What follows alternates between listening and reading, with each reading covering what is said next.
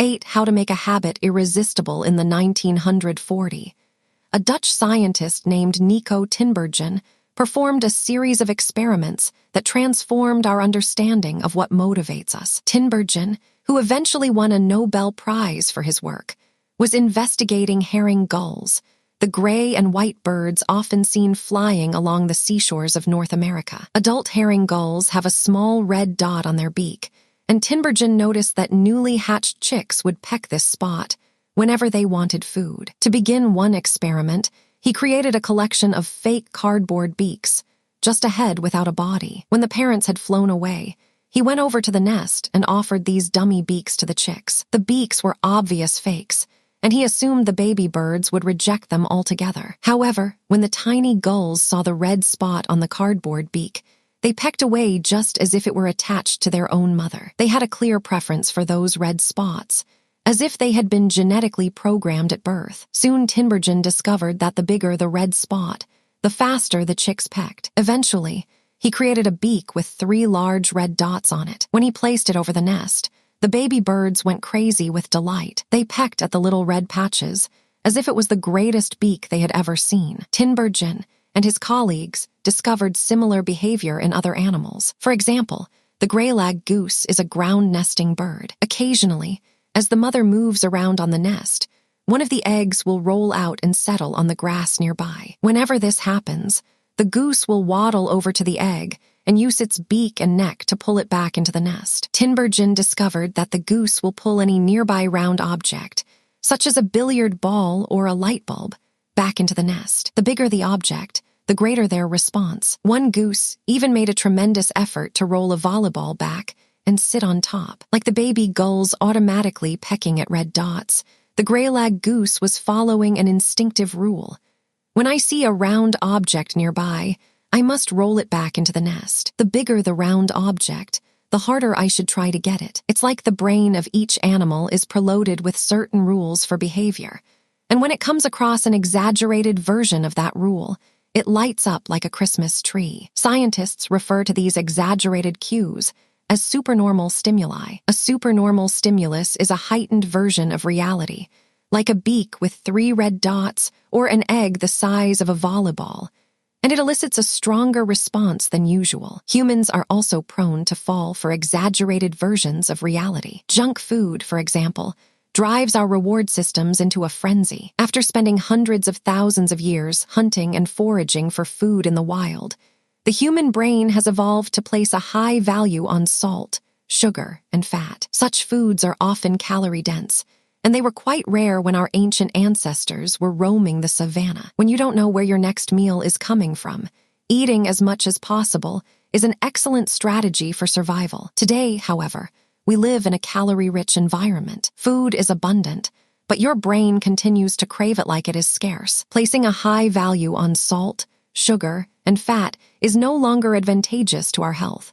But the craving persists because the brain's reward centers have not changed for approximately 50,000 years. The modern food industry relies on stretching our Paleolithic instincts beyond their evolutionary purpose. A primary goal of food science is to create products that are more attractive to consumers. Nearly every food in a bag, box, or jar has been enhanced in some way, if only with additional flavoring. Companies spend millions of dollars to discover the most satisfying level of crunch in a potato chip, or the perfect amount of fizz in a soda. Entire departments are dedicated to optimizing how a product feels in your mouth, a quality known as oral sensation. French fries, for example, are a potent combination: golden brown and crunchy on the outside, light and smooth on the inside. Other processed foods enhance dynamic contrast, which refers to items with a combination of sensations, like crunchy and creamy. Imagine the gooiness of melted cheese on top of a crispy pizza crust, or the crunch of an Oreo cookie combined with its smooth center. With natural, unprocessed foods, you tend to experience the same sensations over and over. How's that 17th bite of kale taste? After a few minutes, your brain loses interest and you begin to feel full. But foods that are high in dynamic contrast keep the experience novel and interesting, encouraging you to eat more. Ultimately, such strategies enable food scientists to find the bliss point for each product. The precise combination of salt, sugar, and fat that excites your brain and keeps you coming back for more. The result, of course, is that you overeat because hyperpalatable foods are more attractive to the human brain. As Stephan Guyenet, a neuroscientist who specializes in eating behavior and obesity, says, "We've gotten too good at pushing our own buttons. The modern food industry and the overeating habits it has spawned is just one example of the second law of behavior change. Make it attractive. The more attractive an opportunity is, the more likely it is to become habit-forming. Look around. Society is filled with highly engineered versions of reality that are more attractive than the world our ancestors evolved in. Stores feature mannequins with exaggerated hips and breasts to sell clothes. Social media delivers more likes and praise in a few minutes than we could ever get in the office or at home. Online porn splices together stimulating scenes at a rate that would be impossible to replicate in real life. Advertisements are created with a combination of ideal lighting, professional makeup, and photoshopped edits. Even the model doesn't look like the person in the final image. These are the supernormal stimuli of our modern world. They exaggerate features that are naturally attractive to us, and our instincts go wild as a result, driving us into excessive shopping habits, social media habits, porn habits, eating habits, and many others. If history serves as a guide, the opportunities of the future will be more attractive than those of today. The trend is for rewards to become more concentrated and stimuli to become more enticing. Junk food is a more concentrated form of calories than natural foods. Hard liquor is a more concentrated form of alcohol than beer. Video games are a more concentrated form of play than board games. Compared to nature, these pleasure-packed experiences are hard to resist. We have the brains of our ancestors, but temptations they never had to face. If you want to increase the odds that a behavior will occur, then you need to make it attractive. Throughout our discussion of the second law, our goal is to learn how to make our habits irresistible. While it is not possible to transform every habit into a supernormal stimulus, we can make any habit more enticing. To do this, we must start by understanding what a craving is and how it works. We begin by examining a biological signature that all habits share: the dopamine spike. The dopamine-driven feedback loop scientists can track the precise moment a craving occurs by measuring a neurotransmitter called dopamine. The importance of dopamine became apparent in 1954 when the neuroscientists James Olds and Peter Milner ran an experiment that revealed the neurological processes behind craving and desire. By implanting electrodes in the brains of rats, the researchers blocked the release of dopamine. To the surprise of the scientists, the rats lost all will to live. They wouldn't eat. They wouldn't have sex. They didn't crave anything. Within a few days, the animals died of thirst. In follow-up studies, other scientists also inhibited the dopamine-releasing parts of the brain. But this time, they squirted little droplets of sugar into the mouths of the dopamine-depleted rats. Their little rat faces lit up with pleasurable grins from the tasty substance. Even though dopamine was blocked, they liked the sugar just as much as before. They just didn't want it anymore. The ability to experience pleasure remained, but without dopamine, desire died. And without desire, action stopped. When other researchers reversed this process and flooded the reward system of the brain with dopamine, animals performed habits at breakneck speed. In one study, mice received a powerful hit of dopamine each time they poked their nose in a box. Within minutes, the mice developed a craving so strong they began poking their nose into the box 800 times per hour. Humans are not so different. The average slot machine player will spin the wheel 600 times per hour.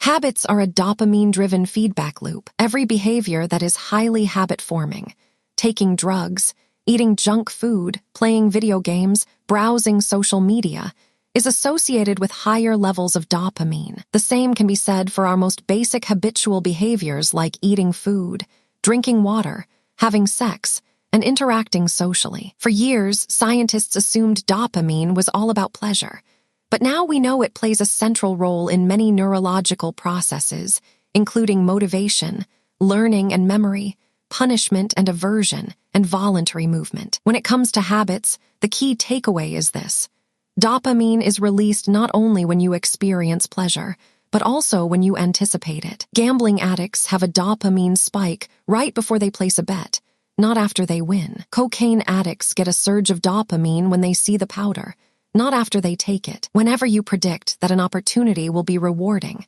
your levels of dopamine spike in anticipation. And whenever dopamine rises, so does your motivation to act. It is the anticipation of a reward, not the fulfillment of it, that gets us to take action. Interestingly, the reward system that is activated in the brain when you receive a reward is the same system that is activated when you anticipate a reward. This is one reason the anticipation of an experience can often feel better than the attainment of it. As a child, thinking about Christmas morning can be better than opening the gifts. As an adult, daydreaming about an upcoming vacation can be more enjoyable than actually being on vacation. Scientists refer to this as the difference between wanting and liking.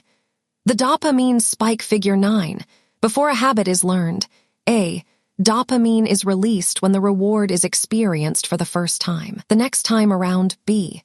Dopamine rises before taking action, immediately after a cue is recognized. This spike leads to a feeling of desire and a craving to take action whenever the cue is spotted. Once a habit is learned, dopamine will not rise when a reward is experienced because you already expect the reward. However, if you see a cue and expect a reward, but do not get one, then dopamine will drop in disappointment. C. The sensitivity of the dopamine response can clearly be seen when a reward is provided late. D. First, the cue is identified, and dopamine rises as a craving builds. Next, a response is taken, but the reward does not come as quickly as expected, and dopamine begins to drop. Finally, when the reward comes a little later than you had hoped, dopamine spikes again. It is as if the brain is saying, "See, I knew I was right. Don't forget to repeat this action next time."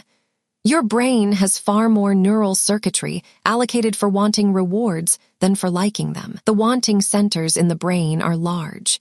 The brain stem, the nucleus accumbens, the ventral tegmental area, the dorsal striatum, the amygdala, and portions of the prefrontal cortex. By comparison, the liking centers of the brain are much smaller. They are often referred to as hedonic hot spots and are distributed like tiny islands throughout the brain. For instance, researchers have found that 100% of the nucleus accumbens is activated during wanting. Meanwhile, only 10% of the structure is activated during liking. The fact that the brain allocates so much precious space to the regions responsible for craving and desire provides further evidence of the crucial role these processes play. Desire is the engine that drives behavior. Every action is taken because of the anticipation that precedes it. It is the craving that leads to the response. These insights reveal the importance of the second law of behavior change. We need to make our habits attractive because it is the expectation of a rewarding experience